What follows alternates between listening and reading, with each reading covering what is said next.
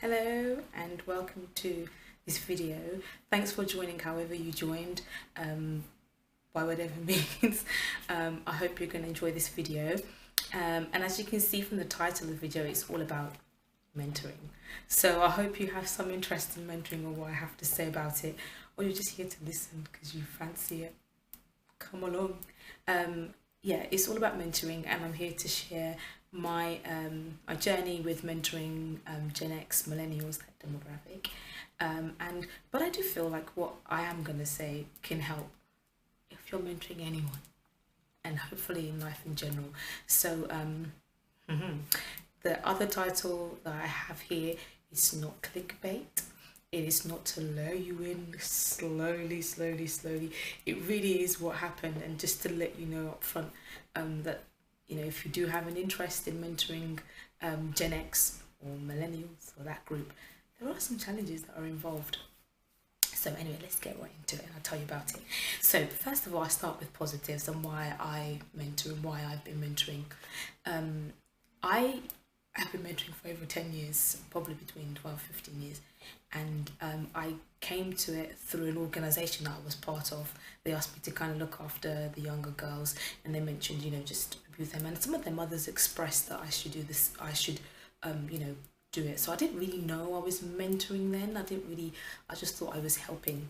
And that's why I feel it's a calling actually, because it really is heart stuff. And like, I don't put I mentor on any of my CVs or anything, because it's just evolved as being part of my life. And anybody who's ever worked with me or who is my friend will understand or know that I'm saying, oh, I'm visiting my mentee, or I'm gonna spend time with my mentee. They've come to know.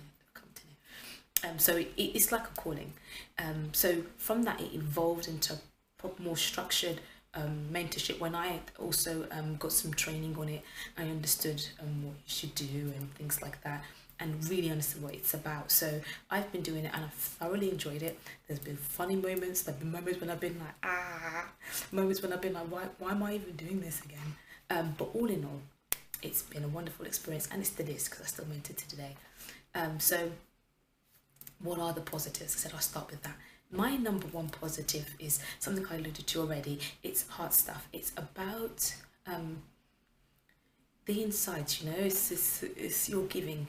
You're giving back, you're impacting someone's life, because a mentee will always seek out a mentor because they will feel like they've done something, or they have something that they feel that the mentor can help them with, whether it be in business, whether in career, spiritual lifestyle, whatever it is. They feel like, ooh, there's something you do that I know that you can help me with. I have mentors myself, spiritual mentors. I have a business mentor, and I have wonderful friends and partners who can help me, who are just wonderful. So I feel like as a mentor, you're part of someone's almost ecosystem of making them a better person.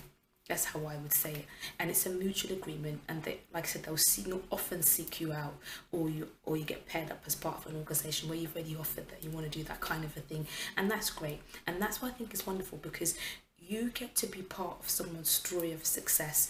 Any little achievement they make and they tell you about it, or they share it on Facebook, or they share it on social media platforms, or whatever, however they share it, you get to think like, oh yeah, I impacted that some way. I'm part of that success story. One of my mentees, I went to is it a show, or more of the meetings they put together, and I sat at the back so proud of how a little concept of an idea flourished into something. You get to be part of those kind of moments. I've seen people going to university where not even one person in their family ever did, and I know it's common, but it's even more of a great story when their people tell them that they can't make it, or they just kind of, you see them working so hard, and any little thing you get to do to impact them on that, and you see them come out and achieve first class and do great things, you're like, wow, this is look at this, and you get to be a part of that, and you get to be a part of that story. And that's why I just think it's just an incredible thing. That's my number one thing. You're giving back in someone's life, and there's nothing, it's just the best thing to do to another human in life. My second thing that I think is a positive with doing that is that you know, this group, they are already written off. They are already blamed. And look, even if you look at any news, on communities and what's going on, they'll be telling you gun crime is at an all-time high in some areas, and there's gang banging, and these girls, their teenage pregnancies, like, oh, off the scale. And in workplaces it gets even more funnier, actually, or crazier, when they're like, oh, these groups, they don't want to work, and they think they know all, and they just want, they don't even want to walk down the stairs. They want slides, they want free food, they want, they then, they're not ready to get dirty and work and blah blah blah. And I remember I said to one woman, I said, as a matter of fact, what are you doing to help? Are you doing anything to help them? Or like, no, it's the government should be doing it, or it's their family and stuff like that. And I'm like, oh, really? That's a very wishful world you live in. We're not there yet. And there's something we can do to help. And my second thing is you're affecting not just someone's life, you're affecting a community, you're doing something. I'm working with Salford Police. Well, not working with them, it's an organisation that I've been invited to be part of, to help gun crime in the Salford area. And I've done many over the years and spoken at many events and things like that.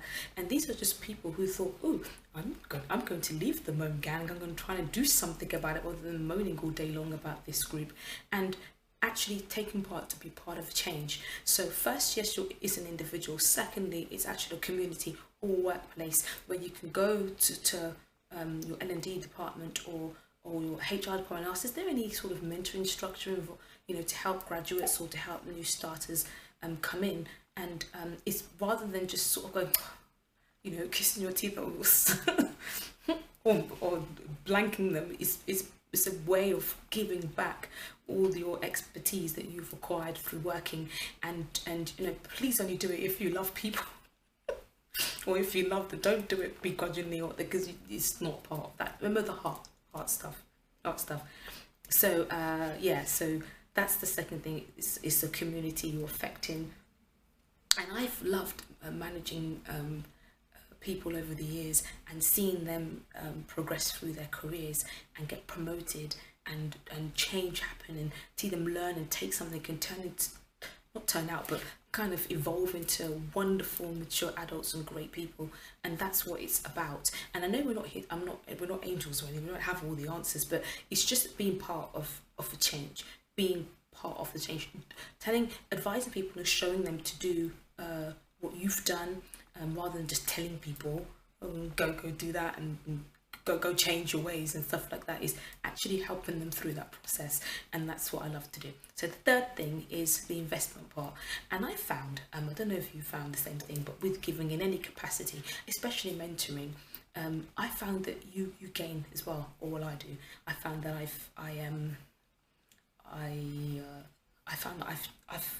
I've evolved myself. Even though I'm showing people things I've done and walking them through things, I've actually gained myself. I found I'm more accountable. I found that I aspire to do more, so I can show them more things.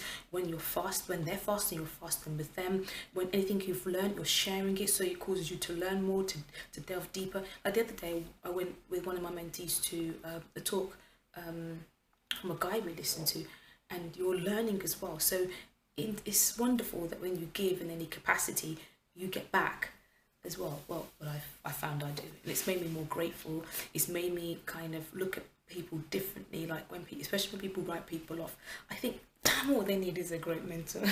That's all they need. They need someone who will be with them, or even a coach or someone to counsel. They just need someone to have the chat with, and then they'll be all right. And you see the diamond in the rough, and that's why I love it. So that's my three main positives and my whys that I do it and what I've done all this time. And like I said, there are challenges that are involved. It's not all rosy, all the time. And it's funny because I've I've had people decide that they want to get into mentoring. Oh, you know, this mentoring thing you do, let's have a go. And they've had a go and they've gone. Because it is challenging, because it does take time out of you, especially when you feel like there's no change or nothing's happening. Sometimes it takes a while. This is a transition. It's not like it's not magic.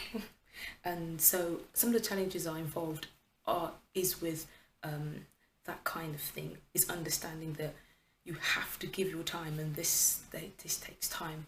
It's not always a quick fix to things. It's not always going to just be a good weekend and it's done. It can take up a lot of time. You're investing your time. So there's times when you want to just kind of, sometimes you want to sleep. Sometimes you just want to sleep, or sometimes you just want to hang out with your own friends or do something else. You're like, no, I can't. I'm with my mentee. I'm mentoring. And it's a bit, it can be a bit funny sometimes when you really want to do stuff and you have to really schedule. And you sometimes, I felt this, what about me in my time? But it's all good, because you remember the whys. And also investing with money and stuff, it can be a lot. Sometimes you think, you're gonna have to buy them that book you're going on about and you're advising them to read. You're gonna have to buy them that book.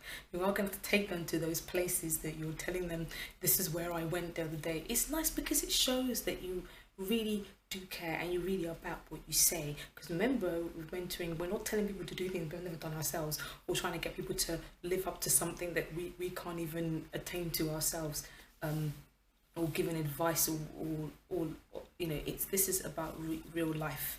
And you have to put your money where your mouth is. And I've mentored a group of girls that wanted to be singers, and I really believed in the vision, so I had to put in a lot of money into the process. And there are times I wondered, I thought, do these chicks know, like, I've gone without a bag, you know, I've gone without what I want this weekend for that, and just to see this through. And you wonder, do they really get it? And they actually do. And from that, I've actually got so much more. I've been able to travel, been open to an industry that I didn't know I'll know anything about. It was just wonderful to see them sometimes performing and doing great things, and really evolving, you know. And though that was for a specific time, it really was a great thing to be part of. So and I do believe actually that with any investment, it's a seed, and any seed that's sown, especially if it's in good soil, it will come back. That's my thing, I believe so. So that's one challenge, is the investing of time. And especially if you're social, you want to know your social butterfly and you like to flutter around here, you're going to have to flutter less. Or if you don't like, you know, you like to be by yourself, and sometimes you're gonna have to leave the room and talk to people, and not just send voice notes and stuff. You are gonna have to have a chat, you know, chat to people, and that's another challenge for some people can. So that's one I'll say. The third one actually leads into my story, and it is about, depending on the kind of mentor you're doing, especially if you're doing like actually this can relate to all. It's understanding that actually you're dealing with people. So hopefully you like people. And secondly, they have real issues. They can sometimes have real issues. So it's knowing how to sometimes sort of pull back and think to yourself, do you know what? I need to go and get help in this myself, or I need to take a break myself, and so I can go and come back stronger. Because you cannot give what you don't have. You can't be there looking all glum and you're telling, and you're mentoring people on, you know, lifestyle thing. They're gonna look at you like, do you need any help yourself? You're gonna have to know when to step back, because you can't give what you don't have. You just can't. And know when to go and get help, and know when to say, look, this is above me. I'll go and look out for that, and being honest about stuff. And I don't know, so I don't get this one. I'm trying to go, I'm gonna help you out, and stepping away for that purpose. I remember my friend once said to me, Mary, it looks like this is bringing you down in some ways. You just don't do it much. Don't, you know, maybe back off for now. And I've learned to be able to manage my time and say no, and obviously mentor people less and things like that. And that's helped me. But like I said, people do have real issues and real reasons why they're like that. Sometimes the person you see at work who's very eager, and you might think this annoying graduate will keep bugging me. You don't know that actually they've come from a background where they're the first to get into a job like that, and or they're the first to make a difference, and they just want a chance. So rather than kissing your teeth or tutting or trying to avoid them, just spend a bit more time and understand a bit more about their background. Or if you're dealing with someone and they see they have issues and they're there, you're with them for that purpose, just be more understanding. Heart stuff, remember? Heart stuff, and try and remember that. And remember, it's a transition, that they, as mature adults, we've had some time to kind of evolve and work through issues and, discuss them and stuff like that. But they are still doing that. So let's not start acting like as if, why aren't you this well-behaved youth? You have to understand that we did crazy things ourselves. We did mad crazy things. So let's give them the benefit of the doubt and be there to see them for the possible understanding. And know this, remember this, the mere fact that a mentee wants help or seeking help in that kind of capacity means there's something inside of them that wants some sort of a change. So remember the diamond in the rough in this whole thing, and that it's a transition. They're going to mature, they're going to evolve and be that person that they're supposed to be, their God-given destiny, they're going to get there. So bear with them when they are still going through issues. And that leads me to my story, actually, because just settle myself. That's what it kind of is about. It's just to show that people can be one way at this stage, but it's just part of a journey to get to here. And you have to bear with it and see it, see it through sometimes, or just believe in it at least. And that's what the story's about. And like I said, I have actually sort of consent in doing this. I'm not snitching, I'm not breaking confidentiality. They are aware that I'm doing this, so don't worry, all is well. So okay, let's get into it. So I was mentoring a group of girls, not the singing ones, another group of girls that some of them, not all, were working through anger issues. I remember one of them specifically was dealing with that, and they were had that kind of lot of energy, that is often, especially for women of colours, sometimes majority of the time it's taken the wrong way. So so that's what they were just working. Some of them was working through that. Remember that. And there was one particular day I decided to take them to Thorpe Park. I thought it would be a nice treat to enter Thorpe Park. For those who don't know, Thorpe Park is like an amusement park place where there are rides and there are helter-skelter thingies, and I can't think of the one that just whizzes around. And I mean, the reason why I've got it, because I don't actually like, I don't even like rides. I don't do them. I don't, no. Even pushing someone on a swing makes me think, makes me feel a bit woozy. I don't do those things. But I thought it'd be nice to treat them. It was a nice hot day, and I thought, this is going to be a nice breakout, isn't it? So off we went to Thorpe Park, and got them in. I didn't have enough money to pay for queue jumping, so we had to wait in the queue.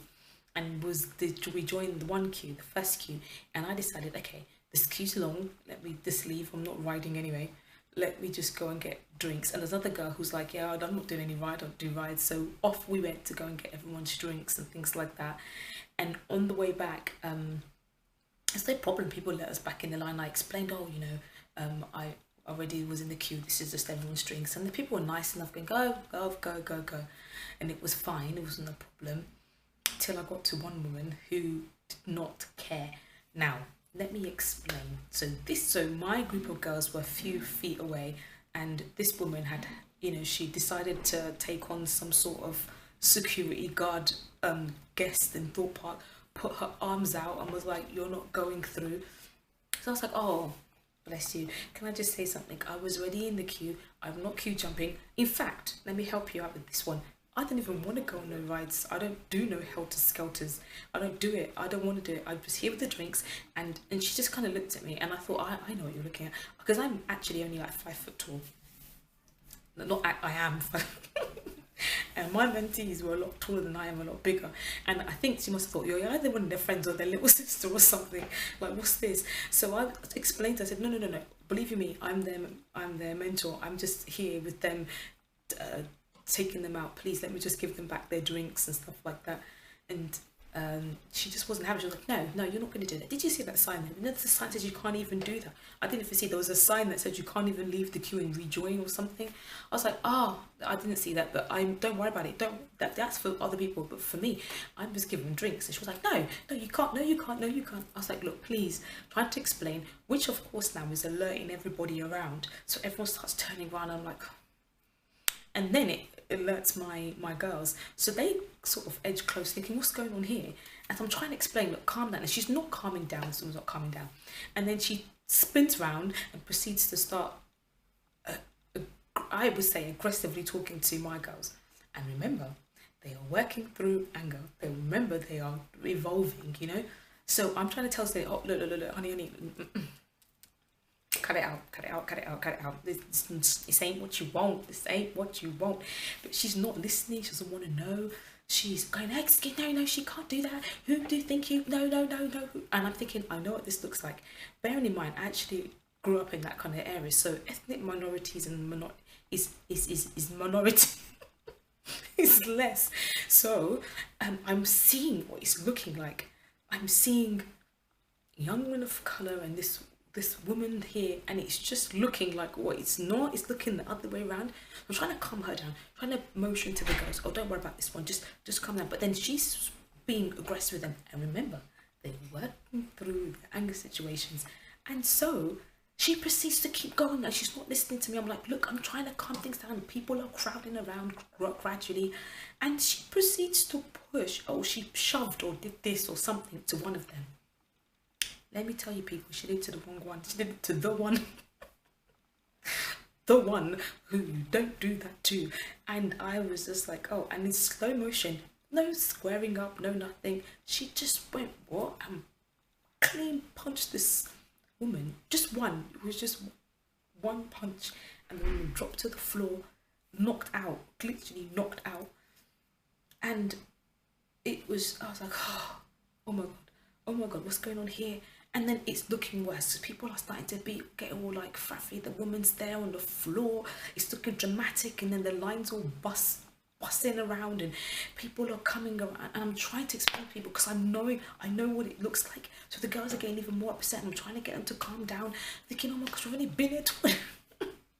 I've only been here a few minutes, and the regular helpers, the ones who work there on the weekends and what have you, with their Thorpe Park uniform, are like, what's going off on their walkie-talkies. And then red guards, I think, maybe their supervisors, a level up, turns up, and I'm trying to explain to them what's happened. Nobody wants to listen to me, maybe because I'm just so short of shortism, whatever they want to be doing. And I'm trying to explain and trying to calm everyone down. And then they were on their walkie-talkies even more, going, we need an ambulance, this woman's been knocked out. Thinking, is she really knocked out? Oh my God. And I don't think to be fair, I don't really think she is, because she's just like, oh, dramatic, and her boyfriend's there smiling, this whole thing, and my girls are getting upset, and then the armed police show up with bulletproof vests and guns, and then I'm like double taking, thinking, what, this is not war. Nobody has here weapons of mass destruction. Why are you guys even here? Are you visiting, or why are you not here in Thorpe Park? Why do Thorpe Park need armed police? What goes down in this place? I thought it's a family affair, but no, they come with their, and bearing in mind, like I said, they look to me like giants. They look really tall. They're probably, I don't know, they just come with their, and I think it's because of what it looks like. You know, it looks like what it ain't. And I'm thinking, oh gosh, this is turning into something else. So anyway, they say to us, look, I'm trying to explain to them, like, we don't want to know, you have to leave. I'm like, oh, but and they obviously they get us like, it's our first ride. It's our, what you want? And I'm like, they're like, look, you guys have to leave. If not, you're going to get arrested. I went, they want to arrest. Pack our bags, get them off. We're off. So off we go, and we're frog marched out of Thorpe Park, by these these police, armed police. They're not even wearing regular uniform. It's blue. It's the blue one, so you know it's serious.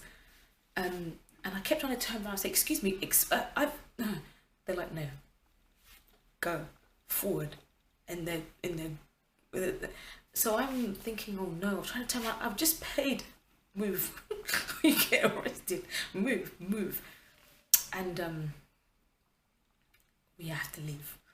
And so that's it. But I said that to say, if you see these chicks now, if you see these women, they're women actually. They're grown women in great professions. They're mothers, they're wives. They're in wonderful. They've done such great stuff that I didn't even do when I was, coming into the workplace. They've done great things. You wouldn't even know that it was those girls. Does that make sense? You wouldn't even know. And that's nice because it reminds me of this whole evolutionary journey that mentorship is part of someone's story, part of a journey. And it's just wonderful to be a part of. And like I said, they're great women now, and you wouldn't even know it was them. If I was to show you them, you'd be like, "Oh, really? Really? No." You wouldn't even believe it. And that's why I think it's worth it. Remember, when you're mentoring that demographic, it's a time for you to kind of relive that again, remain relevant. You'll gain so much. So please do it. And please believe in them. You would so gain yourself. And so yeah, I hope you've gained something. So thank you for listening. Thank you for watching. Have a wonderful day. Thank you.